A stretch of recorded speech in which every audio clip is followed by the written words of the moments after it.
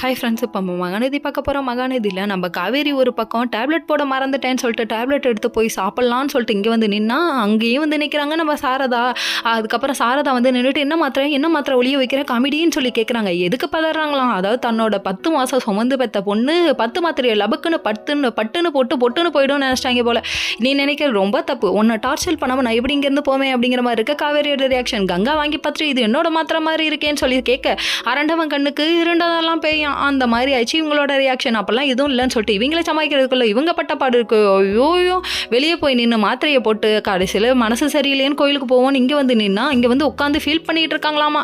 மேல் பத்திரத்திங் அப்படிங்கிற மாதிரி ஆயிடுச்சு இவங்களோட ரியாக்ஷன். அப்படி என்னப்பா அப்படின்னு பார்க்குறீங்களா? அங்கே போனால் கொடுமைன்னு கோயிலுக்கு போனால் அங்கே 2 கொடுமை ஆடுங்கிறாங்களே, அந்த மாதிரி நம்ம விஜய் வந்து உட்காந்துருக்காரு. விஜய் பற்றி மனசில் நினைக்கும் போது டாங்குன்னு வந்து உட்காந்தாரு. அதுதான்மா உண்மையான லவ். அதை புரிஞ்சுக்காம நீ அவாய்ட் பண்ணுறியே, ரொம்ப கடுப்பாயிட்டாரு. அதாவது நம்ம 2 பேரும் சேர்ந்து பிரச்சனையை சமாளிக்கலாம்னு சொல்லிட்டு எவ்வளவோ பேசி பார்க்குறாரு. கிளிப்புள்ளைக்கு சொல்கிற மாதிரி உட்கார வச்சு சொல்லுன்னு சொல்லிட்டு இருக்காரு. இவ்வளோ தூரம் பேசி நோ மோர் எமோஷன்ற மாதிரி ரியாக்ஷன் விட்டுட்டு இருக்கு இந்த பொண்ணு. என்னை விட்டு பிரிஞ்சிருங்க, என்னை விட்டு போயிடுங்க, இந்த வார்த்தையை தவிர வேற எதுவுமே சொல்லுங்க. உடனே காண்டாயிடுச்சு நம்ம விஜய்க்கு. ஏன் சின்னு, என் பாட்டி தாண்டி உன்னை பற்றி கரெக்டாக சொன்னாங்க, நீ திமிரு பிடிச்சவன் அப்படியே சொன்னாங்க. ஐயே, எல்லாத்துக்கும் காரணம் அந்த பாலா போன பாட்டி தாண்டா. அந்த பாட்டிக்கு முதல்ல பாயசத்தை ஊற்றினா தான் நிம்மதியாக இருக்க முடியும் நம்ம அப்படிங்கிற மாதிரி ஆச்சு.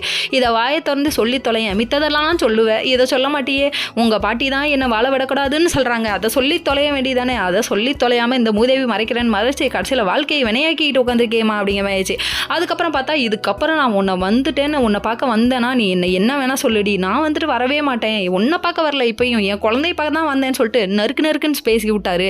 இதுக்கப்புறம் நீ பேசுவேன், நீ வாய் திறந்து பேசுவேன் நீ, அந்த மாதிரி ஆயிடுச்சு உங்களோட ரியாக்ஷன். ஓகே.